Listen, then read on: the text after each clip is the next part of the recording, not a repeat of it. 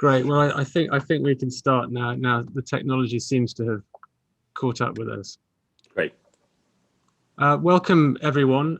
Thank you for joining us. Thank you to all those watching. My name is James Hayton, and I'm the chairman of the executive committee of CamARB. CamARB is the University of Cambridge Alumni Arbitration Law Association. We are an organisation run by alumni of the university, dedicated to members of the university, mainly alumni, who have an interest in arbitration. We are delighted to welcome Sir Christopher Greenwood, GBE CMG QC. He has had an illustrious career and shows no signs of slowing down. Sir Christopher went up to Magdalene as an undergraduate in the early 1970s, where he read law. He was president of the Cambridge Union in the Lent term of his final year and stayed on to do an LLM. In 1978, he was called to the bar. He's been a fellow of Magdalene and a lecturer at the Cambridge Law Faculty from the late 1970s onwards. In 1996, he became Professor of International Law at the London School of Economics. He practiced as a barrister for many years, appearing before the International Court of Justice, the European Court of Human Rights, the English courts, and of course a number of arbitral tribunals. He took silk in 1999. In 2002, he was knighted for services to public international law. For a decade, from 2008 to 2018, Sir Christopher was a judge at the International Court of Justice, and in 2009 was knighted again for services to public international law. And upon his departure from the ICJ, was made GBE in the Queen's Birthday Honours for services to international justice. Sir Christopher sits as an arbitrator, practicing from 24 Lincoln's Inn Fields in cases including international investment disputes.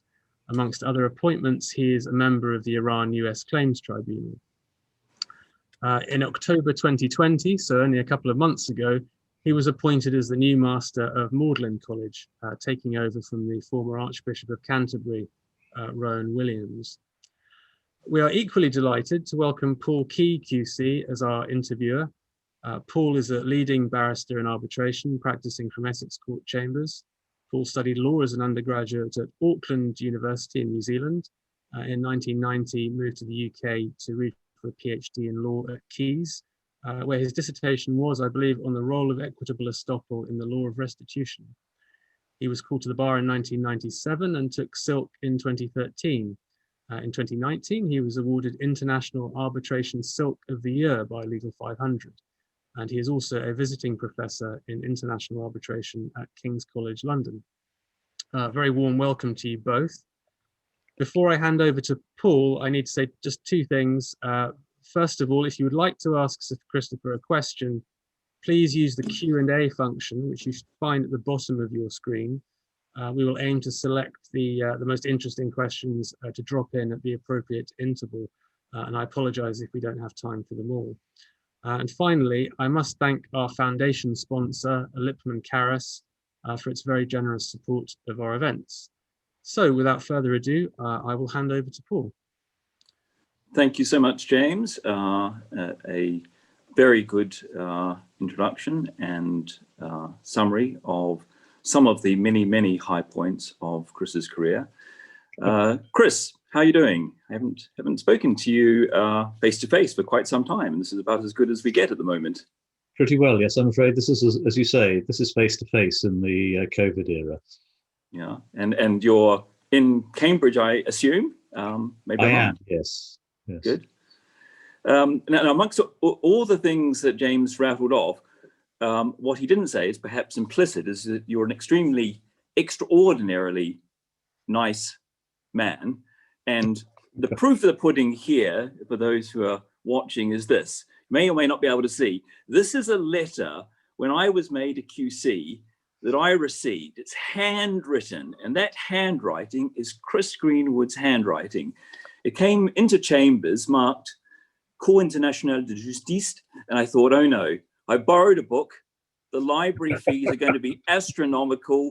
How am I going to pay for this? But lo and behold, there was a very, very warm congratulatory letter from a very, very important man taking time out to say, well done on being a QC.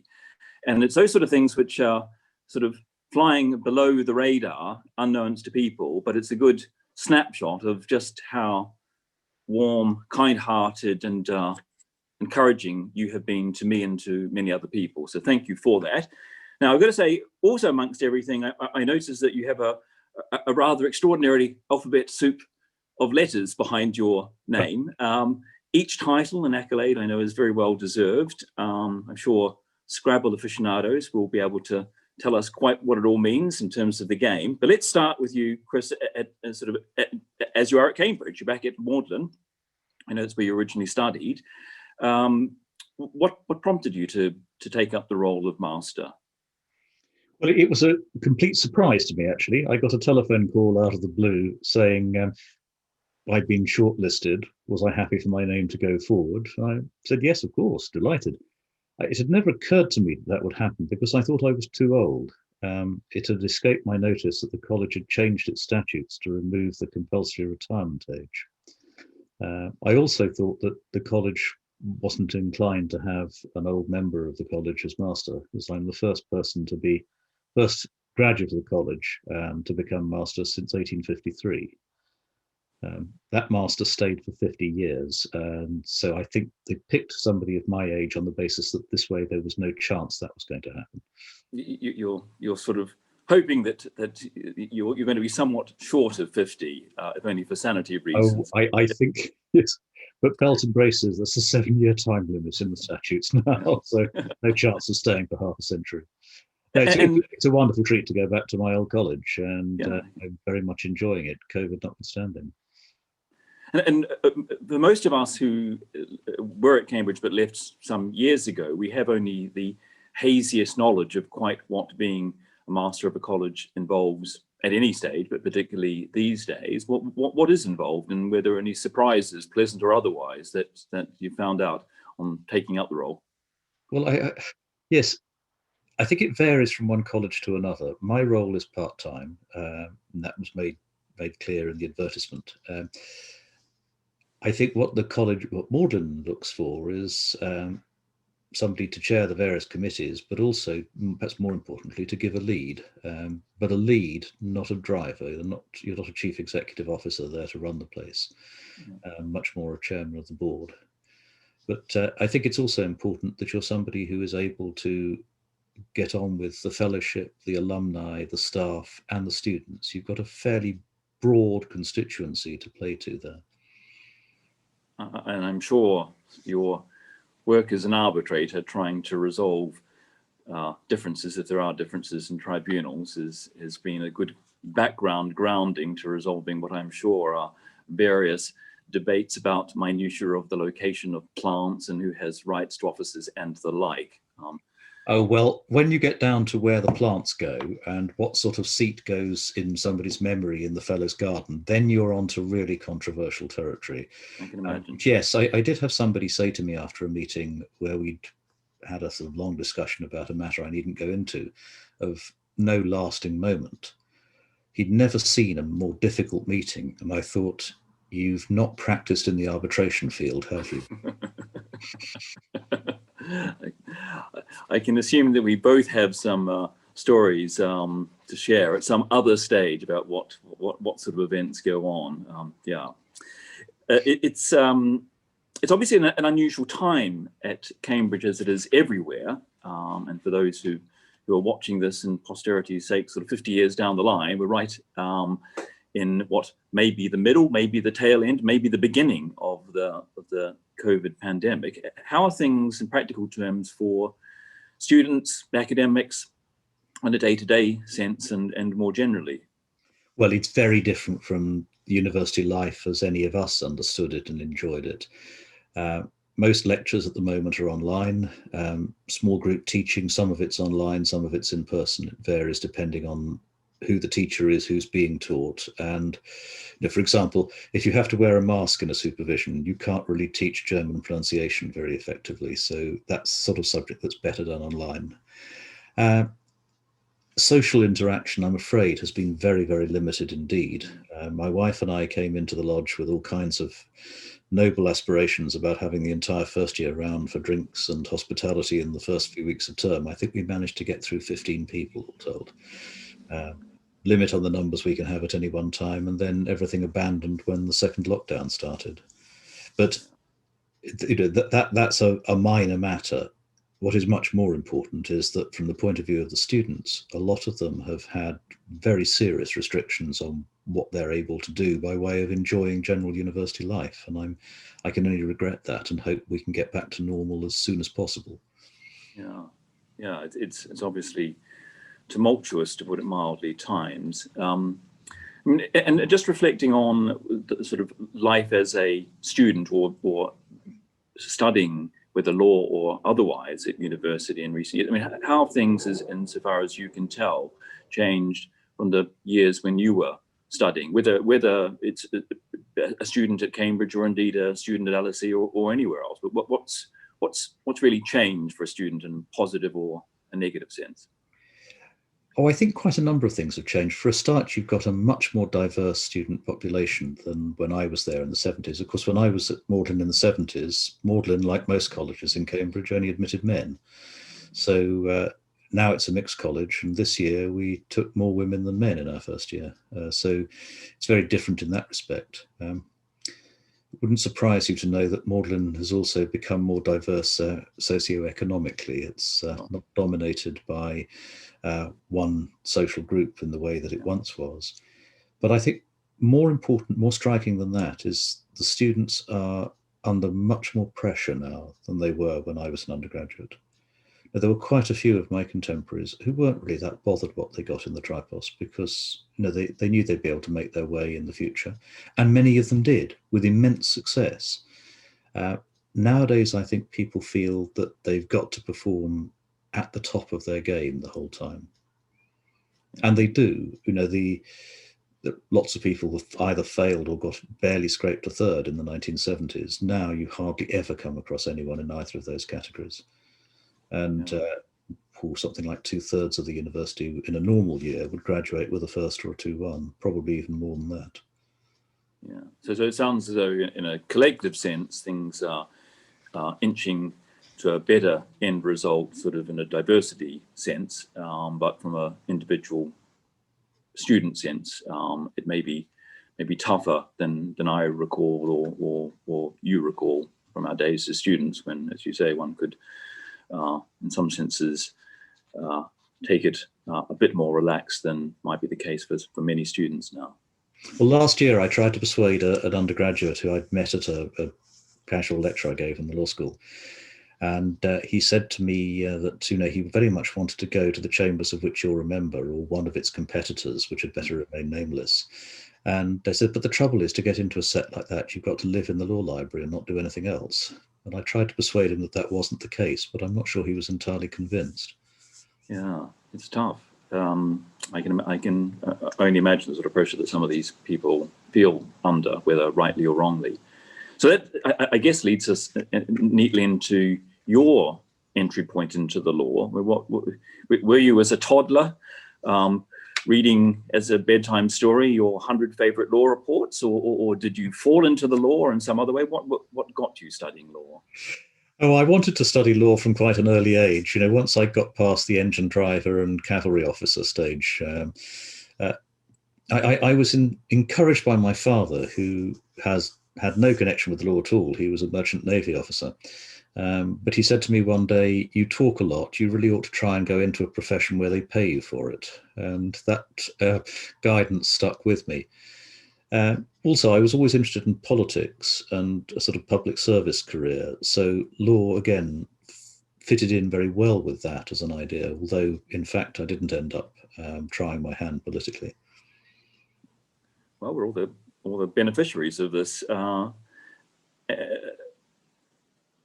I know you were there as a law undergraduate. What were the happiest memories that you've got as a student? I sort of put aside some sort of obvious things. Obviously, meeting Sue, your lovely wife, there goes without saying, and probably the many happy hours you spent browsing law reports in the law library. But what else? Well, meeting my lovely wife there doesn't go without saying if I wanted to remain my wife. So let me say now, that is definitely one of my happiest memories. I think the aspects of life at the Cambridge Union, actually, some of the speeches and the debates there, I heard I had the privilege of hearing Harold Macmillan make one of the last speeches of his career in the union, and I've never heard anyone anything like as good at that as he was. And he could milk an audience better than any professional artiste I've ever seen on stage. Right. So yes, the union, the friendships that I made through that, many of which have lasted for now 40, 45 years. Yeah. And I think James may not have mentioned that you were president of the union, if I've got that right. Yes, I was. Yeah. And did you have any, in terms of the academics that were imparting their knowledge to you, any favourites, any ones that you look back with sort of fondness, whether because of their legal knowledge that they were giving you or just because of their character? Well, the overall standard was incredibly high, and they were also most of them were rather entertaining to listen to, which perhaps isn't the image of the law don that we have today. Mickey Dias was a superb mentor at Magdalene, a fabulous teacher, and somebody who became a very good friend. I miss him enormously. I don't think I've ever come across anyone who had quite such a gift for communicating ideas as he did. John Hopkins at Downing. But on more technical subjects, somebody like Len Seeley, who you would have known. From company law, who died very recently, sadly. Yes, it's a great tragedy. All three that you mentioned no longer here, but it's interesting to see that to hear that you had such a sort of wide range. In other words, it's not just an international law guru or famous don who sort of captured your attention. So what was it then that led you to be interested in international law as a specialism? Again, was that something that you were driving, that you fell into and just had an aptitude for it, or how did it go? Well, I'd always found it interesting, but I decided to specialise in international law for what was then called the LLB, now the LLM, because my tutor rang me at home during the summer after I graduated and said if I did international law, I'd get a scholarship. So I took the offer of the money straight away. I never regretted it. I enjoy international law enormously. And obviously you've been extremely successful, almost without parallel. I just wonder, in a practical sense, how did you find the practicalities of balancing your academic role with your sort of actual practice of law as a barrister? Was that, I mean, I'm sure it was difficult, but how did you achieve it? Well, I very much enjoyed doing it. That's the first thing. I liked teaching, and I like to think that the practice of being a supervisor for years and having difficult questions from often very, very clever students stood me in good stead when I was appearing in court and got difficult questions from usually very intelligent judges. Conversely, I think practicing law made me a better teacher. It certainly made me realize that a lot of academic scholarship about law misses the point completely, that you get very learned articles about cases decided by the House of Lords or the Supreme Court, the International Court of Justice, which just are written by people with no understanding whatever of what goes on in a court. For example, something as elementary as the fact that you're limited in your findings of fact to what's in the evidential record in front of you. You'd be surprised how often you find an article criticising the ICJ in particular for failing to take account of this or that when this or that hadn't been put in front of them. Yeah, very important point. It get a bit hairy at times. I can remember coming out of court more than once and either going straight off to teach or going back to the LSE and finding that there was a sort of stack of problems that had been put on my desk of one kind or another, particularly during the 2 years I was head of department. Yes, the great problem of being a man in demand, which I'm sure has been a feature of your life for more decades than you care to recall. I think being a wanted man in the criminal law sense rather than a man. Were there any mentors? Most of us look back and think that there were, one, two, or other number of people who really took us under their wing, but not everybody. Were there any mentors for you? Oh yes, definitely. in a wide variety of different ways. Rosalind Higgins, for example, who I was her junior in my first big case, the Lockerbie case in the International Court of Justice. I can remember her asking if I would carry her handbag into court for her because she got too many pieces of paper she'd just been given. And she said, I always think it takes a strong man to carry a lady's handbag. Yes, very few juniors would have had that experience, but no, she was definitely a mentor. And Ellie Lauterpacht, with whom I was very close academically, I always found him a very fascinating advocate as well, though sadly, I never did a case with him. I was against him a couple of times. Yeah, I mean, two fantastic names to have as people assisting, guiding you through, particularly the early stages of a career. And as it seems to be the case with you, if they also develop into sort of long-standing friends, then that's an amazing position to be.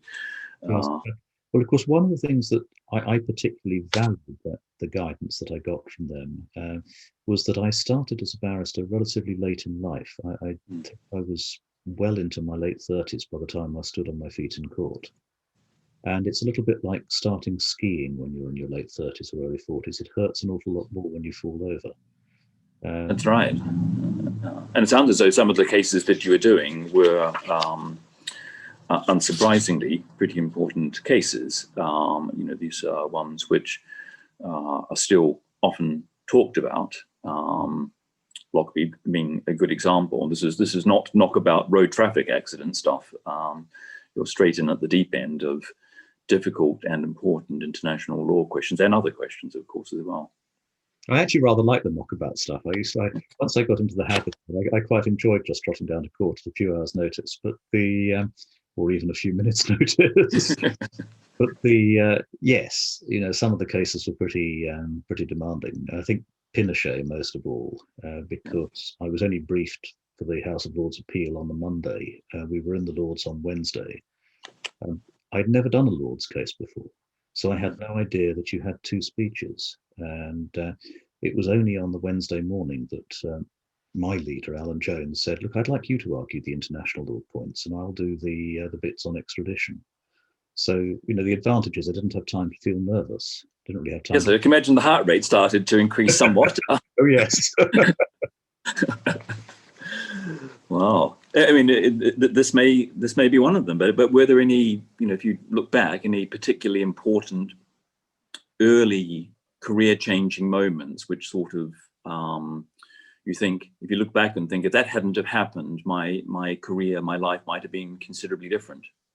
Yes, certainly. If my sister-in-law hadn't been staying with us in March 1992 and answered the phone when my wife and I were both out, and it was somebody from the Foreign Office asking me if I'd like to do the Lockerbie case, if I hadn't picked that message up within a couple of hours, I wouldn't have got the brief. They needed somebody straight away.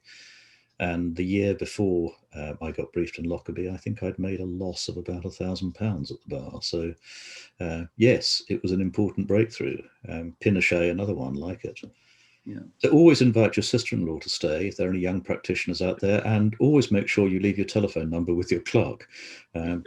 I'd left my phone number in New York with the clerk the weekend before Pinochet, not for any particular reason, but because he'd nagged me about it. And again, I wouldn't have got that brief if it hadn't been for that. Yeah, I don't know your thoughts, but the more I speak to people about sort of early career-changing moments, the more I see that for many people, myself as much as anybody, luck has played a large part. There needs to be, of course, a core element of skill and ability, but equally, luck plays a part. We sometimes just happen to be fortunately in the right place at the right time, and our life goes in a different path. And of course, some of these cases that you're talking about, Pinochet, Lockerbie, and I know you argued about the Kosovo conflict in the ICJ. I appreciate that some of the people watching this, whether now or later, maybe of a sort of different age group, and they just don't have the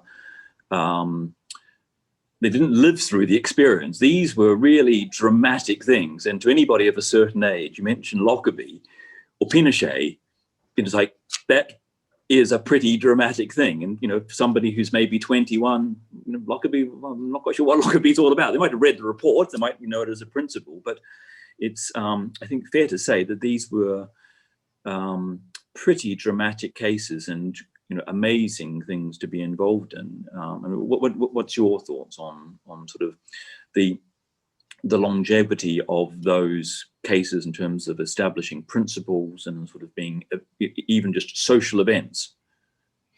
Well, I think Pinochet, more than Lockerbie, is important for the principles that it laid down, because until then, the idea of prosecuting a former head of state really hadn't taken any sort of hold. We searched around for cases, precedents we could rely on.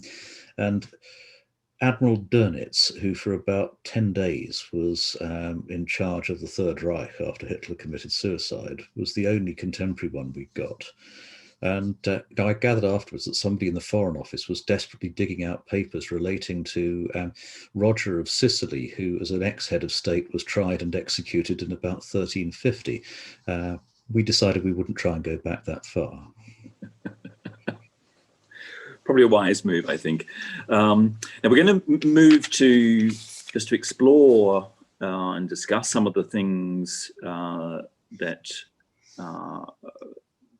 are applicable at the moment in terms of debates about arbitration, some of your experiences sitting as a judge in the ICJ. But I know that James would like me and us to pause from time to time to see if he can catch up on questions which may be floating in. So I'll give James a chance now to intervene. I think you can keep going, actually, Paul, I think, for now, and we'll save a couple for later. Okay, great, thanks. So, Chris, I think let's move to your time at the International Court of Justice, and I know that you succeeded what you're describing as one of your mentors, Rosalind Higgins, as the United Kingdom judge on the ICJ. How did that come about? Was it a sort of long planned aspiration, hope, or was it fortuitous? I'm sure these things don't happen by entire accident. What was the background to it all? Well, in those days, you didn't apply for a position like that.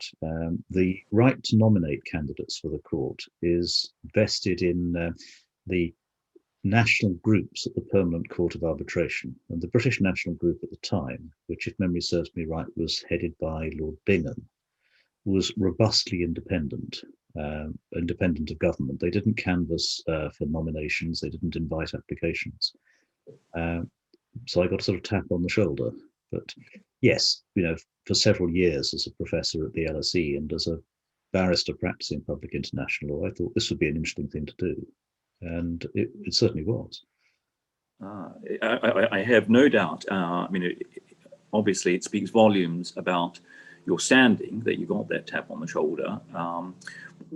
For those on this Zoom video call who don't really know what happens at the ICJ, just give us a sense as to what it's like from the judge's perspective when you're deciding a case. Because obviously you've got a number of judges from different legal backgrounds, different political leanings, and one's got to try to find a path through it all to reach a decision, not necessarily always unanimous, but what's the practicalities of it all?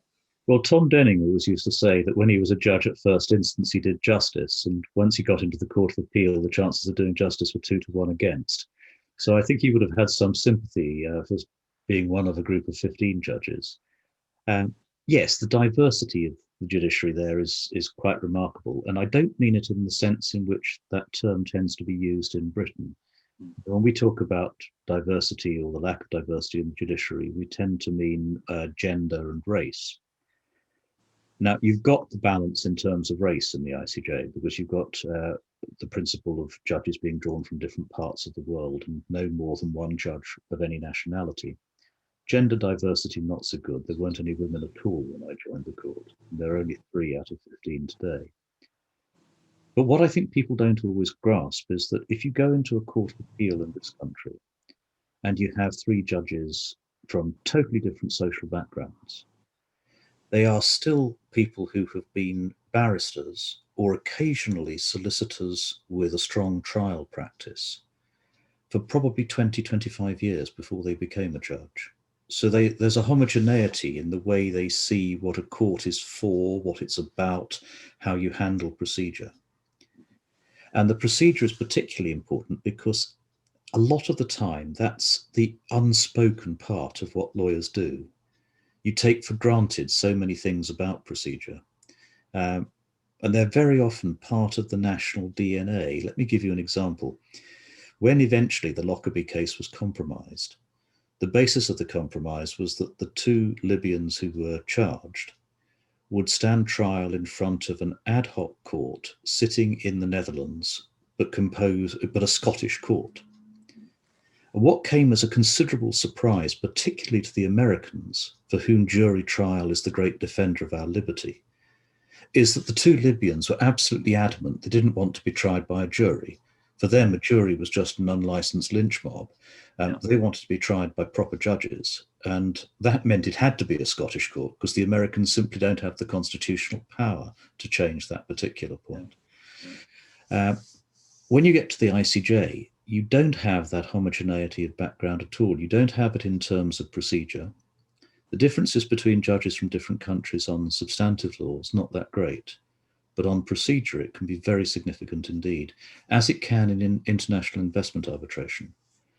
First time I sat in an investment case, one of my co-arbitrators took the view that there was no point paying any attention to what the witnesses were saying. The witnesses were going to lie. That's why the party had brought them there to lie to us. Sort of what I want to see, he said, is documents. Documents are the only thing that matter. And I pointed out that documents could be forged, and I'm not sure our relationship flourished as a result of my making that comment. But it does show up, for example, in all kinds of things. Should somebody sit as a judge on a point of law when they have argued that point of law in a particular way years earlier as counsel? If you come from our tradition, the answer is obvious. Yes, you're not expressing your own view, you're just putting your client's case. You'd be surprised how many people from other legal traditions wouldn't see it that way at all. But the other thing is that there's no homogeneity in terms of professional background either. When I joined the ICJ, the president had been the head of the Japanese diplomatic service. The vice president had been Slovakia's ambassador at the United Nations. One of the senior judges had been the Mexican foreign minister. Now, they were all very good lawyers and very good judges. But if you come from that background, you won't look at things in quite the same way as an immediate past barrister looking at the way a current barrister is putting a case in court. Whereas I would sit there thinking, yes, I can see why he's taking this particular point because he wants to steer us away from that point, which he knows is weak. And the person sitting next to me was probably thinking, well, he's got it wrong about that Security Council resolution because I used to write Security Council resolutions and they're not drafted that way. It's a very interesting mix of experience. And we do hammer it, they do hammer it out in the court. They spend much longer in most cases in meetings afterwards, going through drafts of the judgment and discussions of principle, far longer than English judges do. And longer, frankly, than the hearing itself in most cases, because you'll have a lengthy deliberation where each judge presents their views, usually take 3 or 4 days over that. Not each judge, 3 or 4 days for the entire court. Then elect a drafting committee. The drafting committee will produce a first draft, which is circulated in writing for written comment only. And then you'll have 2 successive readings of the later drafts of the judgment before it's adopted. If you're on the drafting committee, it's a bit like having your teeth pulled without anaesthetic because everybody crawls over your text. I can imagine some of the criticisms of what happens for arbitral tribunals pale into insignificance. I mean, some of the difficulties you're describing are reflected in arbitral tribunals, but just the number of people involved in the ICJ and the diversity of backgrounds and legal traditions, it means it multiplies it well beyond what we would normally experience in a tribunal. Are there any favorite memories of your time being in the court? Other than sort of the moment you walk in for the first time and the moment you leave for the last time, but sort of just well, of course, I left for the last time because I lost my seat when I stood for re-election, so that wasn't. You'll find it somewhere. It's probably in a cupboard. But no, I had many happy memories of it, actually. I found being a judge a very different experience from being counsel. I'd sat as an arbitrator a few times before I became a judge, but it's extraordinary what a transition it is, that you really have to make up your mind about things rather than just looking to see what is the argument that you can run. I found it interesting that the variety of work at the ICJ, sitting as an investment arbitrator, there's only a limited number of points that can come up. The factual context can vary a lot, but the number of issues is actually quite restricted. In the ICJ, I started with a case about river boundaries, which is something I had never had to deal with in my life. Then I went on to the Declaration of Independence for Kosovo, a proposal to try a former head of state, and pollution on another boundary river. And yet in other ways, the work's much more restricted. I started with a case between Nicaragua and Costa Rica, and I finished with two cases between Nicaragua and Costa Rica, all over the same river, on the same relatively small boundary area. I mean, obviously you've appeared historically as an advocate and then later as a judge. I mean, just looking at the advocacy side of things, and for those of us who focus more on the advocacy, were there sort of moments where you thought this is really impressive advocacy that I am seeing as a judge, and what made it impressive? To be honest with you, I don't think the ICJ is the place where you see the best of advocacy in international law, because you have to read a text which has been given in advance to the interpreters. Now, some people do it brilliantly. James Crawford, Rosalind Higgins, both very, very good advocates, very interesting to listen to. Others are, one would have to say, a lot less exciting. Right. Occasionally you get a complete fiasco. I remember an Australian counsel referring to his opponent's argument as a furphy, which was a fascinating point. Just none of us had a clue what he was talking about. Is this good or bad or indifferent? We don't know. Well, ironically, a furphy is a tall story, apparently, in Australia. Okay. But the only people who understood what he was saying, apart from the Australian judge, were the two judges listening to the interpretation in French, because the French interpreter rendered it as an canard. And that's exactly what it is. If I'd been listening to it in French, I'd have got the argument straight away. And obviously there's an ongoing issue in arbitration, only minor, but this is, we're talking about the ICJ, where the judges have been what is described as moonlighting, and essentially what is meant by that is a judge on the ICJ sitting in parallel on various investment arbitration or other arbitration matters. Your thoughts on moonlighting? Is it I mean, obviously there's been a statement more recently that it will not be a practice that will be permitted for the future. But was it in actual reality a pervasive issue or a problem at all, or maybe it was just something which will be in the footnote of history books and neither here nor there in a practical sense? Well, it wasn't moonlighting. I think I slightly take exception to that term, because moonlighting suggests there's something secretive about it. When I joined the court, the practice was quite clearly established and had been explained in the General Assembly some 12 years earlier in the then President's report, which was that if you wanted to sit as an arbitrator, you had to clear it with the President of the court first. And he or she would not give you clearance if it was going to interfere with your work. So, for example, you had to look at whether it would raise a conflict of interest point with the case law of the court. You also had to look and see how much time it was going to take.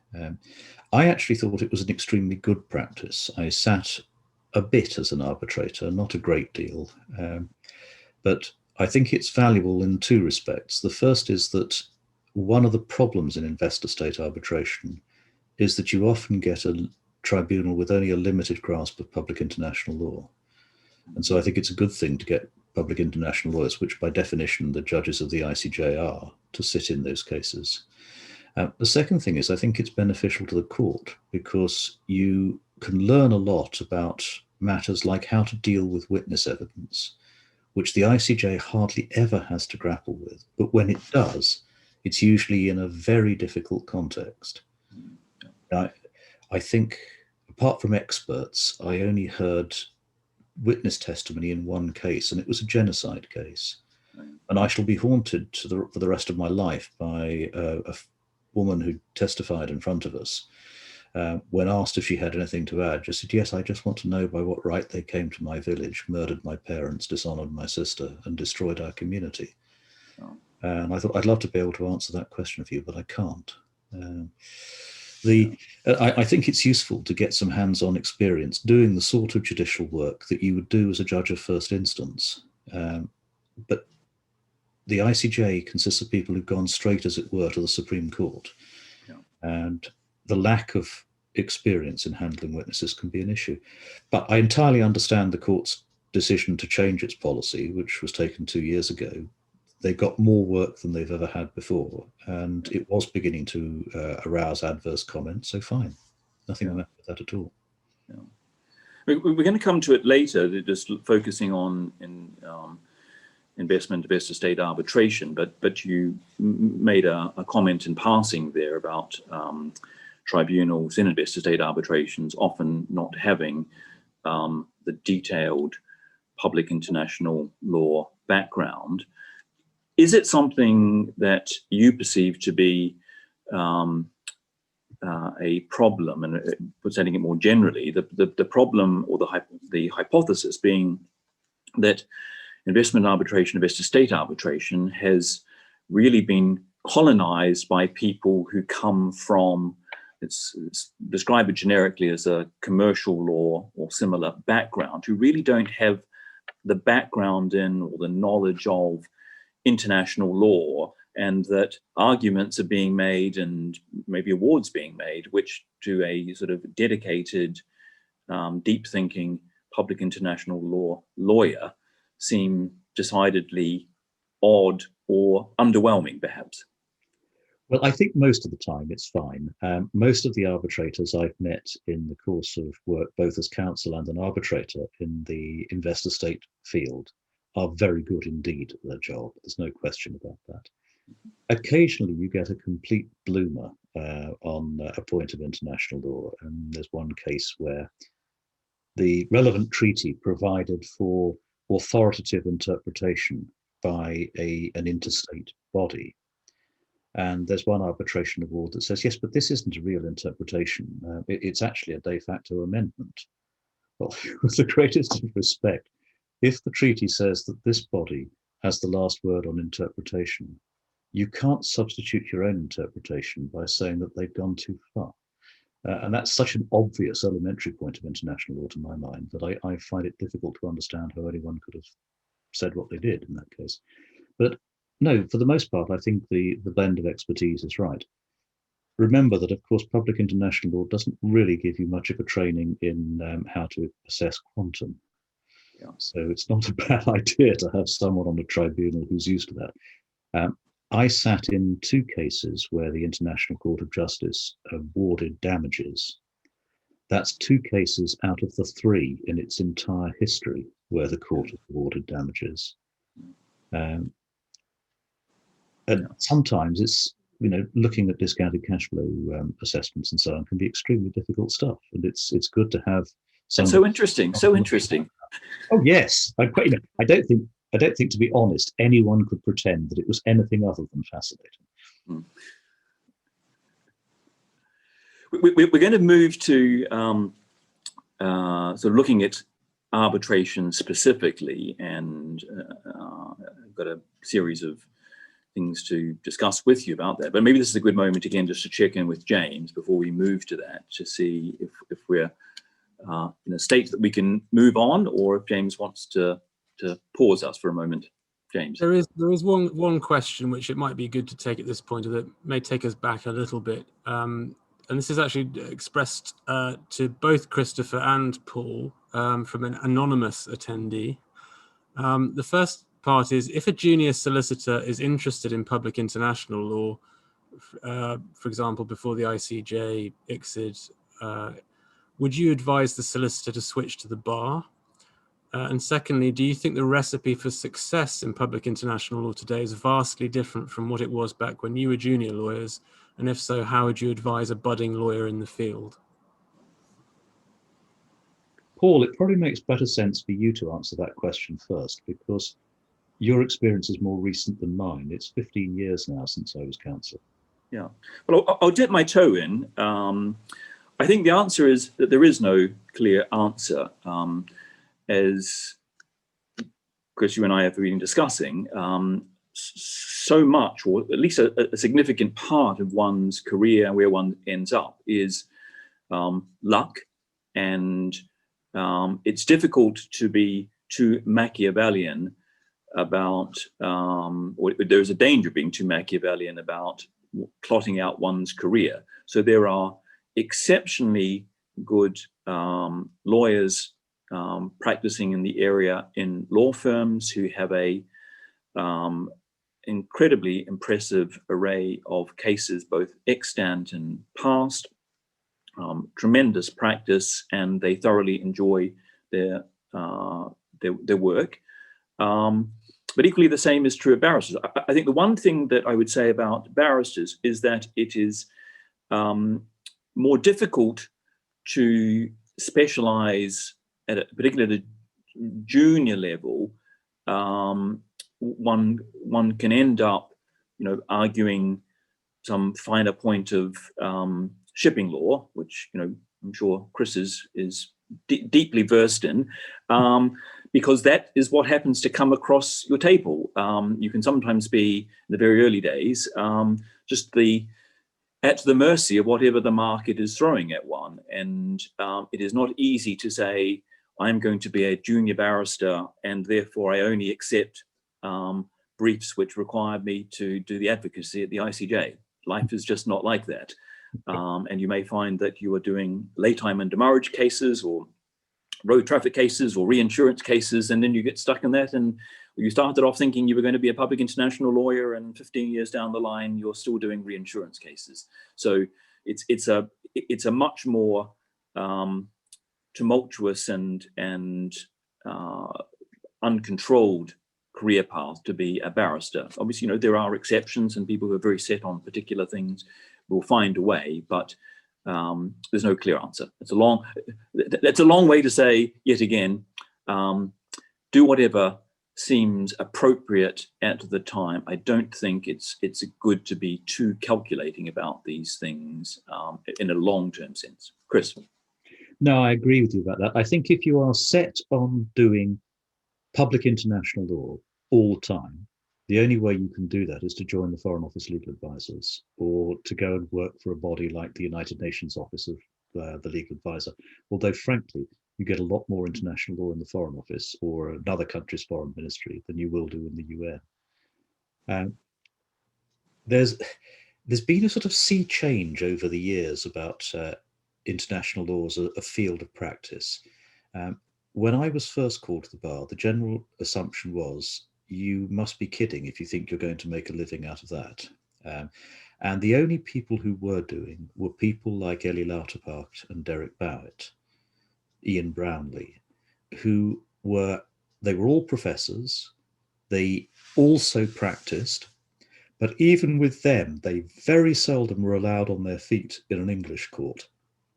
If it was a big commercial case, a commercial silk would do the advocacy, and sitting behind them would be an international law professor passing them notes about what to say, which sometimes they took note of and sometimes they didn't. And then I was immensely fortunate, because at about the time I started a serious practice in the early 90s, everything changed, and there was much more work on international law, particularly in the judicial review field, but also in commercial law. And the commercial lawyers simply couldn't keep on top of it. So they were more than happy to hive bits of it off to be argued by those of us who were the international lawyer academics, if you like. I think the days of the international lawyer academic practitioner, I wouldn't say they're over, but it's a lot more difficult to ride those two horses at the same time today. Probably easier, actually, to do it in a law firm as a consultant than to do it at the bar. One of the other difficulties is, as a barrister, there's not very much opportunity to actually get on your feet and argue a point in your early years. You might hit it lucky. A nice diplomatic immunity point in an employment tribunal is quite a good way to cut your teeth, but they don't come along very often. And something I feel very strongly about is that the older practitioners hog too much of the advocacy themselves. Sometimes that's not their fault. Sometimes it's because their clients say, we're paying you a king's ransom, or in the case of one or two senior practitioners, a king's ransom plus. And we expect you to do the advocacy. That's what we signed up for, not your junior. But there is a real danger we're not bringing on, with the right sort of training, a later generation, a new generation of international law advocates. As for whether it's better to be a barrister or a solicitor, I think it depends on what you want to do. If you can get into a firm that does a lot of investor-state arbitration, you'll get a fair bit of international law that way, although you may find that a lot of it, though it's within an international law shell, if you like, is much more about mainstream commercial law than you'd imagine. And a lot of firms, I think, are very good at sharing the advocacy out. In international courts and tribunals, it's much more common to have 4 or 5 people do the speaking. A good example, incidentally, was the Iran-US Claims Tribunal, where I found that both the law firm that was acting for Iran and the US government lawyers who were representing the United States, they really did have serious advocacy being done by the younger members of the team as well as by the older ones. And I think that's a very good thing. If you see yourself doing judicial reviews about British troops in Afghanistan or refugee convention cases, you're much better off at the bar than you are as a solicitor. With investor state cases, my impression is that it's 6 of one, half a dozen of the other. If you can get into the right firm, you'll probably get more experience early on doing investor state work than you would do at the bar. Yeah. And as a footnote to that, interestingly, the commercial court in England, just in terms of encouraging advocacy, is very much putting in place some soft and indeed hard rules to require the junior advocates doing some of the advocacy. I think that's a very good idea, particularly as I get older, so I have to do less of it and someone else can get the load. But also, we'll sort of jump ahead a bit, but picking up on something which I think is part of the base assumption, which may not necessarily be correct. I'm interested in your views, Chris. Part of the base assumption that people often make is that the world of law and the legal practice and where people make money and what cases are like is something static. In other words, that there's a certain number of investor state arbitrations, and this is the way the world will be for the foreseeable future, and therefore the opportunities will continue to be the same. And of course, that's very much open to debate. One, I'm sure you will have seen over the course of your career, Chris, the sort of explosion, in some senses, of investor state arbitrations, and things ebb and flow. What are your thoughts about the future in terms of volume and indeed sort of public willingness to accept investor state arbitration? I think the heyday of investor state arbitration in terms of doubling the number of cases each year has come to an end. There's still plenty of work, but it's ticking along, generally speaking, at the level of a sort of 5 to 10% growth rate each year, not doubling. From say the mid-90s to the mid-noughties, it was a little bit like the fable of the little boy who assisted the emperor and was told he could have any reward he wanted, and said, just spread out a chessboard. 1 grain of rice on the first square, 2 on the second, 4 on the third. Of course, by the end, you've got the entire rice harvest of the country. Yeah. It was growing at that sort of exponential rate. Yeah. But don't overlook the fact that other things are growing as well. There's vastly more work on international law in the English courts than there was when I started. If you look through the list of cases in the Supreme Court, and you take full account of all of the Refugee Convention cases and the Hague Convention cases which may not be everyone's idea of public international law, but where you've got to have public international law skills as well as English law skills, it's an enormous slice of the work. Look at the number of arbitrations, commercial arbitrations, that raise issues of international law in a sort of peripheral way. Can I just say, I've seen that the anonymous attendee has asked a couple of other questions, and perhaps I could just suggest an answer. It seems like law firms are appearing more and more before the ICJ as opposed to counsel-only teams. I don't really think that's true. I think that there are 3 law firms worldwide who are doing quite a bit of it, but you'd be surprised how much of the advocacy there is still done by barristers and professors, or by barristers who are also professors or have been professors. I don't think there's been quite as much of a change as people imagine. Now, what has changed is that more governments are using law firms to organise the litigation for them. And by Jove, they're right to do that. I can remember as a barrister being given a set of papers by a government I was representing. It basically told me nothing. I was just assumed, go out and find what you can that we can use. And I can remember, as I didn't have a junior and I didn't have a solicitor, sitting cross-legged in bed in the morning of the day of the interim measures hearing, refiling the 30 judges' bundles that I'd brought with me, all of which had fallen apart in transit, so that I could hand those over to the court. And that's not really the best way to prepare for a piece of advocacy. But I'm not sure it's made that much difference to the people who are actually doing the speaking.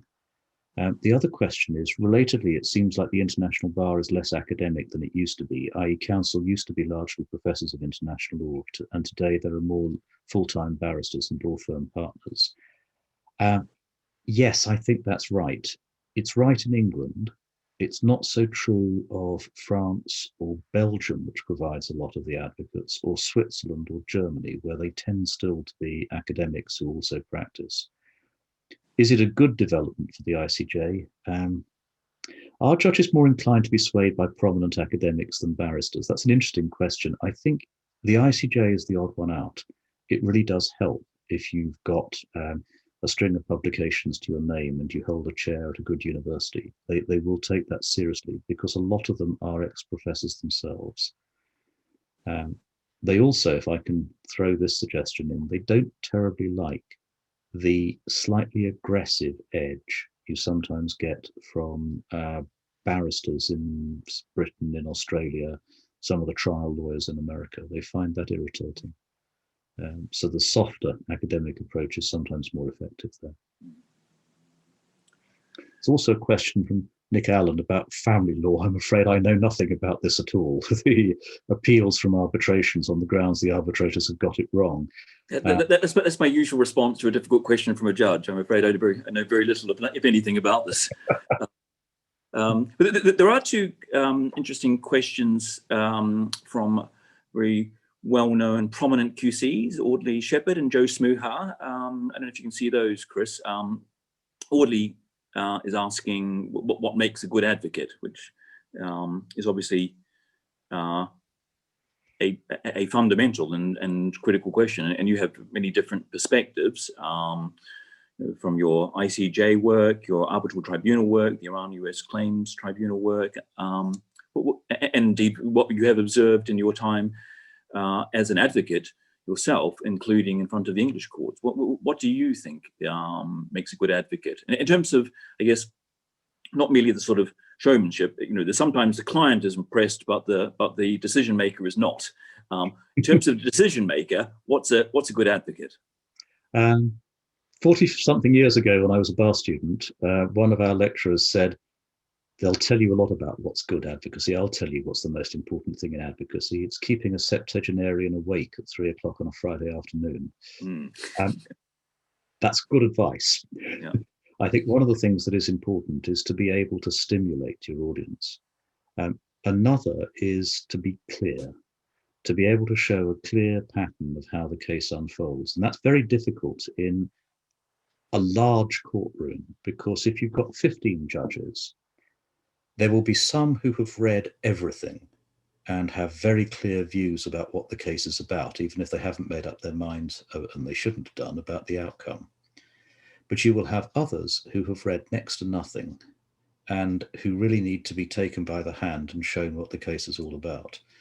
And I think the art there is to present the case in such a way that you don't just duplicate what's been said in your written arguments, but you do provide a way, a path through the forest of those pleadings.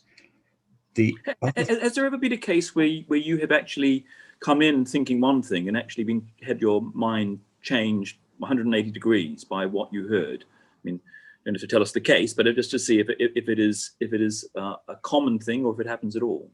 Yes, it has happened, and I'm certainly not going to tell you which cases that happened to me. And Joe, you asked, what do I see as the developing areas of international law? I think in terms of the impact on the English courts, the English judiciary at the moment is, in my view, by far and away the best on issues of international law of the judiciaries in any of the major jurisdictions, partly because of London's commercial law importance, and partly because of the nature of judicial review and the sort of activities the British government's engaged in. There's a lot of work, whereas you won't get that amount of work in many other countries. But whereas back in the 80s, at the time of the tin litigation, they really couldn't have cared less. They weren't interested, many of them, in arguments about international law. And the American courts were the ones that were the real trailblazers. The position's completely reversed today. You get it, even at a fairly low level, you'll get an English judge who'll sit there and listen with care and indeed real interest to arguments about treaties, treaty interpretation, judgments of the International Court of Justice, the way in which this treaty's been interpreted in half a dozen other jurisdictions. I remember a Deputy Supreme Court Master saying to me once, when I'd argued a sovereign immunity point, the only time I ever succeeded in beating David Lloyd Jones in court. And he said, well, Judge, that's been most interesting, very different from what I normally do. If you have any more cases like this, please keep me in mind.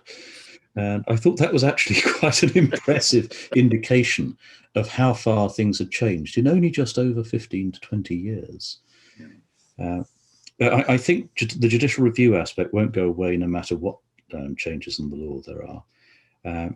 I don't think the importance of international law in family litigation or in commercial litigation is going to come to an end either. So I think that aspect of the golden age is going to go on for quite a while.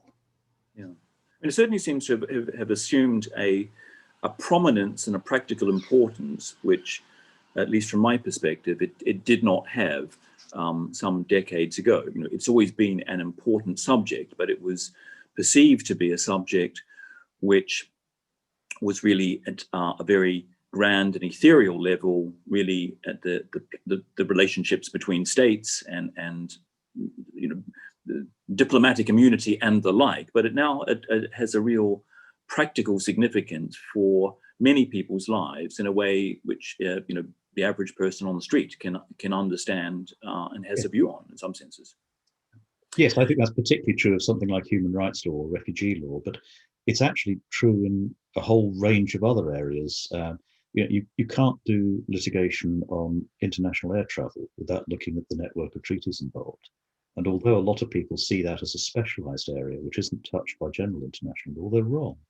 You've still got to apply the skill set of interpreting a treaty, how you look at issues of state responsibility, the same way as you would in the ICJ.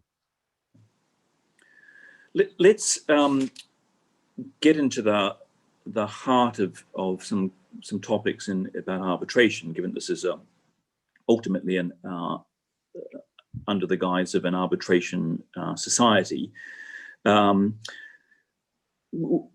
where have we gone wrong and where have we gone right in the last 25 years in arbitration from your perspective? You've seen a lot has changed, and some for the better and some for the worse, I'm sure. What are your thoughts reflecting on your experiences? I think a number of things have gone very spectacularly right. I can really only talk about investor-state arbitration and interstate arbitration. I've never done purely commercial work. That's what some of my clients say as well to me.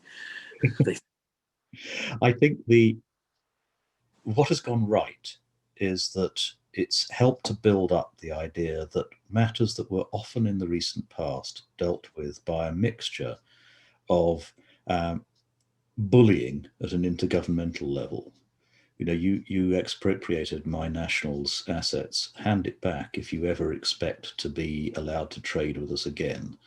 And by the way, are you aware of how much of your gold is sitting in our central bank's bullion vaults at the moment?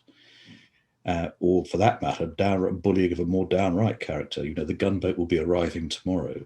I think arbitration has played a critical role in moving society away from that. And although it's not a fashionable view in academic circles, I think investor-state arbitration has helped to improve standards of governance in much of the world. I think the realization that you could be called to account for the decision you take is valuable.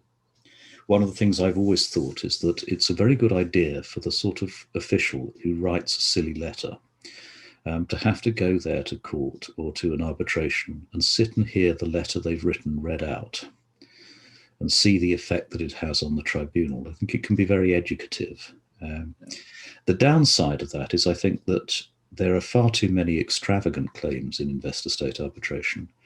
I think it would be unwise as I sit as an arbitrator to single out particular arguments, but you only have to look through 20 or 30 ICSID cases, for example, to see that certain arguments always raised hardly ever succeed.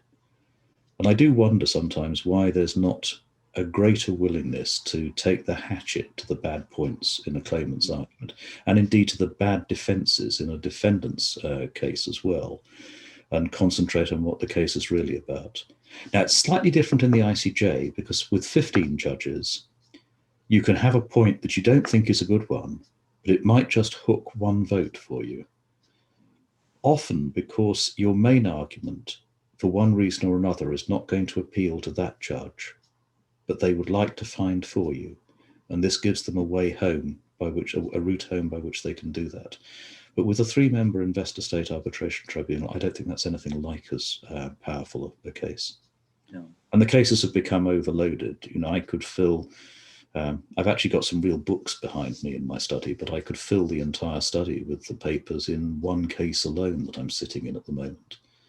Yeah, I mean, it's a commonly described problem. I'm just interested in how you deal with it in a practical sense, and how you perceive it as a systemic issue.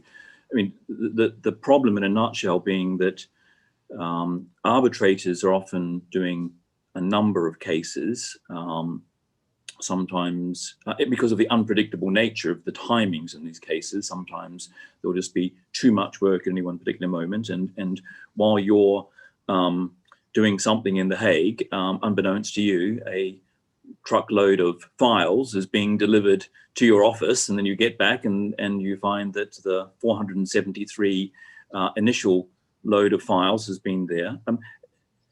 How do you in a practical sense see this as an ongoing factor and issue in arbitration? Do we have too much material? Is it is it irrelevant? Is there a way to deal with it? Or maybe you think it's the parties have the right to put all this in, and the arbitrators need to make time.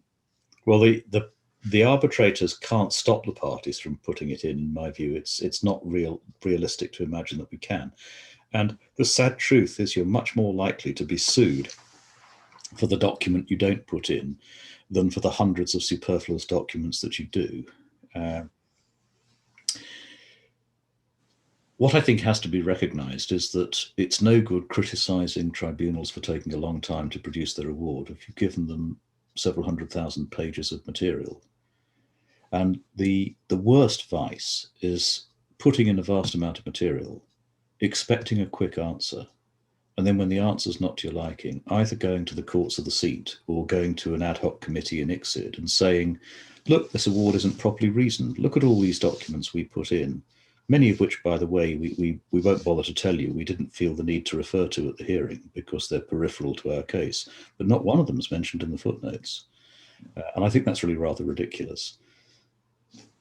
I mean, is there what is sometimes described due process paranoia? And by that, I think is meant the idea that arbitrators live in fear of some allegation being leveled at them at some stage, usually at the enforcement stage, of a failure to observe due process, and that counsel play on this. They, say we need more time to put in our 472-page memorial. We need time to prepare it, and it's difficult for an arbitrator, so the argument goes, to fight back against that because they are so worried about due processes. What are your thoughts? Do arbitrators need to be more robust? Do they need to be given more powers? Does there need to be some sort of rethink about arbitration generally? In the field in which I practice as an arbitrator, I don't think there's a general paranoia about due process in that sense. It's not a bad idea to pay attention to due process considerations. And I think one of the things that sometimes makes people uncomfortable, both as arbitrators and as counsel, is that what constitutes due process in international law cases isn't necessarily the way you'd see due process at home. Just to give you one example, the English courts practice, which is quite common in the common law world, that the claimant opens, the defendant responds, and then the claimant gets the last word, would almost certainly lead to you being annulled if you followed it in an ICSID arbitration. The defendant must get the last word unless it's a defendant's application, in which case the claimant gets the last word. I think that's fairly clear. The one area where I think there is a bit of a paranoia is, unfortunately, one of the grounds on which you can be annulled in ICSID is a failure to state reasons. And although one ad hoc committee after another has turned down arguments of this kind and said, you have to explain the reasons for the award. You don't have to explain the reasons for your reasons or the reasons for the reasons for your reasons. No. And you don't have to refer to every case that's been cited to you or every document. There's always, I think, nagging away at the back of people's minds that it's jolly embarrassing to be annulled on that ground. It's more embarrassing than most of the others that are available, except outright corruption. So I think that's one of the reasons why the length of awards has become greater and greater as the years have gone by. You can find arbitration awards of only 60 or 70 pages on quite complex matters in the early years. Yeah. Now it's going to be 200 to 300 pages. Yeah. In some sense, it's even shocking just to reflect on, the words, awards of only 65 or 70 pages. And, if we were redesigning arbitration, it may be that, to be describing a 65, 70 page award as a sort of limited, relatively short award might be not necessarily what one would envisage if I was designing the perfect system. No. Looking at investor state arbitration generally, I know that there are considerable discussions, publicly aired views, particular groups who are vehemently opposed to investor state arbitration. Some of the issues have been addressed, a la transparency and the like. But there are still criticisms. I mean, the criticisms include double hatting, repeat appointments, unconscious bias, and the like. Is it something that you see needs further improvement as a process, as a system? Are the criticisms justified to any extent? And whether they're justified or not, it has in some senses in the public's mind the debate been lost. I think most of the public have no interest in the subject at all. It's not going to get 17 million people out to vote one way or another like the Brexit referendum did. there is a relatively small and very articulate group of critics and supporters of the current investor-state arbitration system. Some of the criticisms I think are complete nonsense. The bottom line criticism tends to be, this is an intrusion on the sovereignty of the state. And the same people who swing that particular wrecking ball are horrified when people of a different political persuasion raise exactly the same argument to criticize human rights courts. You very seldom find somebody who is both critical of the European Court of Human Rights for impinging on Britain's sovereignty to do whatever its government and parliament feel like, and criticizing the use of investor-state arbitration to prevent changes in the system for support for wind energy or solar energy or whatever, to take an area that's huge in terms of case law at the moment. So I think there's a certain amount of selective targeting there, which isn't particularly intelligent. Some of the other criticisms I have some sympathy for. I think the repeat appointments, if as an arbitrator you are constantly appointed by the same law firm or the same state, the same company, then I think that does give rise to suspicions in people's minds. Double hatting I have more difficulty with. I can entirely understand why double hatting appears wrong to many people. There's always the suspicion that what's going into the award you're writing as an arbitrator today has been tailored to help your case as counsel tomorrow. I'd never actually come across a case of somebody doing that, either as an arbitrator or when I was counsel. And I have this reservation about getting rid of double hatting.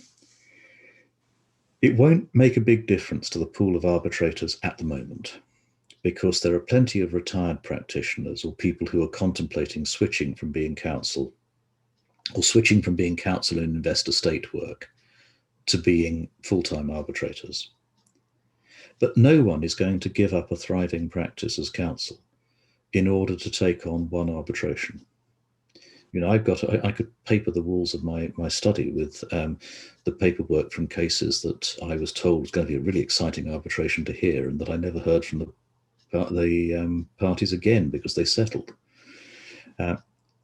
And in 20 years' time, when the generation of ex-practitioners is no longer with us, you could easily end up with the only people able to sit as arbitrators being professors.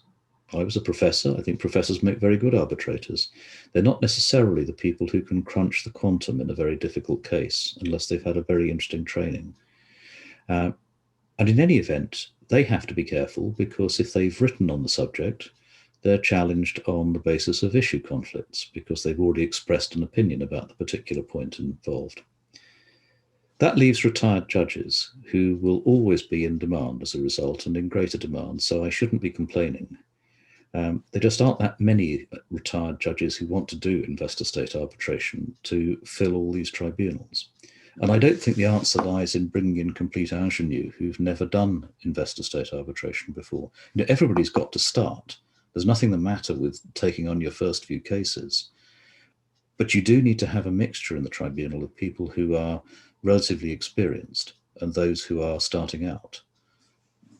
Yeah. We've got only a few minutes left. I can see one question, having worked out how the system works, one question there, which essentially is asking about your views on the ability or the inclination of tribunals to make very large awards, despite the fact that there's often losses spreading far into the future and little certainty about those losses. Is that something which is you regard as problematic, that we need actually a higher level of certainty, or are these large awards problematic in a general sense? Well, I think that the contrast that Andrew Maclay makes between the degree of certainty needed for the fact that damage has been sustained and the degree of certainty needed for the quantum of damages is a perfectly valid point. But of course, they're slightly different exercises. When you're looking at the fact of damage, you are usually looking at something that is capable of clear proof, because it's something that's already happened. when you're trying to assess the quantum of damages, you're very often looking at a series of imponderables about what might happen in the future. And you're usually faced with two sets of experts. And if you want to talk about repeat appointments, you'll find repeat appointments in terms of quantum experts are far more frequent than repeat appointments by a particular party of an arbitrator. And what you then get is the claimant's expert will tell you that all reasonable forecasts show that everything is going to be lovely in the garden, that the profits are going to be huge, and although they have to be discounted for immediate lump sum payment and for a degree of risk, nevertheless the appropriate figure is X. And then the other team of experts will say that any sensible economic analysis shows that the company was going to be bankrupt within 3 or 4 years, and therefore the appropriate level of damages is sort of X minus about 500. It's better than what you had in the 70s, when you tended to get an adherence to an equitable measure of damages, which basically meant that the arbitrator made up the figure that he thought he or she, usually he, thought was most interesting. There's one lovely case, the Amco and Libya, where the arbitrator spends 20 pages of the award summarizing the DCF calculations put forward by the claimants, and then a couple of pages summarizing a letter from Libya, the gist of which was no damages are owing at all. They should be paying us for all the profits they've made in the past. And then says, well, an equitable measure of damages is appropriate. And then in a single paragraph, and the appropriate equitable measure of damages is $66 million US. Yes. You know, the white rabbit is pulled out of the hat. The audience stares with awe and amazement at the magician, and that's it. Yeah, standing ovation. Yeah.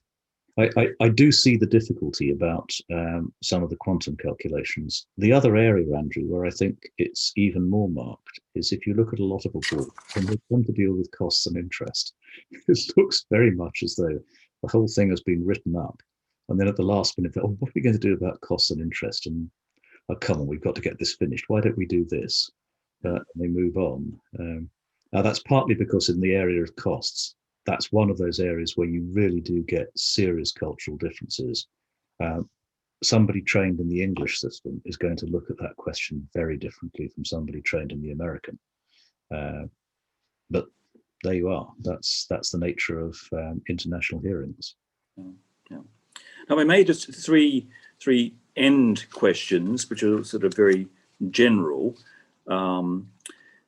Is there a particular, reflecting on your career to date, a particular standout case, we might call your most fascinating case, whether as an advocate or a judge, one that you reflect back on and think, I was immensely happy and perhaps lucky to be involved in that case?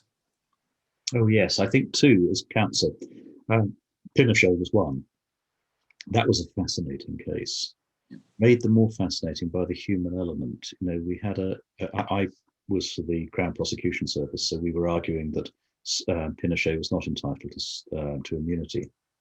And the number of people who came to visit just to say, you know, we're exiles. And there was one couple in particular, very well dressed, very pleasant people, and it was very obvious that he had been tortured and that coming to talk about this was physically painful for him.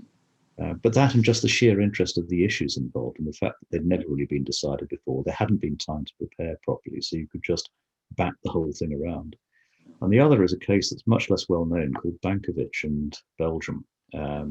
Belgium just being the first named defendant. That was about the bombing of the RTE Serbia studios in RTS Serbia studios in Belgrade during the Kosovo conflict. And that was very much one of those cases where I can remember as I got up to speak in the European Court of Human Rights, Britain had agreed that we'd provide the defence argument for all 17 defendant countries. And I looked around and I could see the serried ranks of Foreign Ministry and Justice Ministry legal advisors, half a dozen Americans from the Defence Department and so on. And I remember thinking, if I make a mess of this, if I muck it up, and I may have used a word not dissimilar from that, but rather cruder, when I sit down, all those seats are going to be empty. Nobody's going to want to know. Yeah. But that was a fascinating case because that was something that got behind the normal sinews of a human rights argument and looked at something much deeper. Yeah, amazing case to be involved in. Penultimate question: do you? It's a very general one. Do you have any sort of distilled top tips for young practitioners or even students, sort of at the early stages of their legal life, whether they're sort of life lessons or legal lessons or anything else? Don't spend your whole time on law. Yeah. Make sure there's something else there, or you really will go mad. Yeah. That's as good as any. get some advocacy experience. However odd it may seem, it doesn't really matter what you're arguing about, but any kind of experience of public speaking helps you to get over those initial nerves. I was as nervous as hell when I got up in the House of Lords in Pinochet. And one of the things I can remember thinking to myself as I went to the podium to speak was, when you were 20, you followed Harold Macmillan in a debate at the Cambridge Union. If you could do that, you can do this. Now, in fact, the two are totally different, but it helped. Yeah. And it helped that I had actually had to do that and been able to sort of get used to the ups and downs of public speaking. I think that's perhaps the most useful thing of the lot that you can do. Yeah, and I certainly second that. It's one sort of carries with it the idea that no matter how difficult and extremely unlikely it is that you're going to be able to survive the current drama that's happening in one's sort of advocacy life, the fact that one can draw upon previous past experiences where things looked equally dark and one survived is an important thing to give one confidence to put on the best advocacy presentation that one can. Final question, because I know that you and I, Chris, have sometimes sort of jokingly described this as something like a desert island law report. I'm going to give you something like desert island law reports. I want you to identify 4 things you're allowed to take to your desert island. One can be something legal, or has to be something legal, either a law book or a judgment or an award. One, a non-law book. One, the luxury, and one, an item of music. Ooh, 4 things. Yes. Well, something legal, I think I would take a book by Lord McNair, because McNair wrote in this beautiful style, which meant that you could sit there. I'm assuming there are certain luxuries on the desert island, such as a comfortable chair and a piece of shade, a pina colada. Goes without saying, yeah. You could actually sit and read McNair there, whereas most law books today are written in a very sterile fashion, which I think is a great pity. There ought to be a bit more fun and a bit more adventure in what we do. Yeah. In terms of a book not from that, I think I'd take the complete works of Jane Austen, if you'd allow that. Definitely.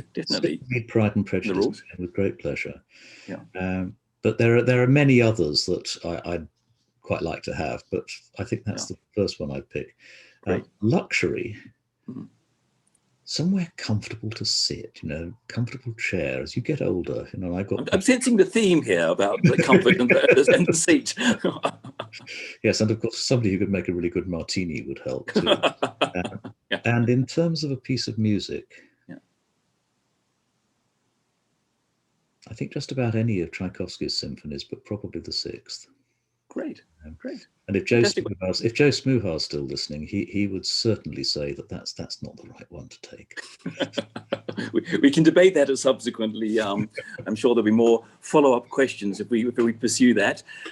Chris, this has been a great pleasure. It's always very good to spend time with you, but particularly to get into topics that we probably wouldn't normally speak about if we were sitting face to face. Thank you so much for your time, and I'll hand back to James. It's a pleasure. I hope you'll forgive me sipping at my glass of wine. You said last night we'd have this as a fireside chat, so I had the vision of sitting. I'm sure the fireside is flickering somewhere else off screen.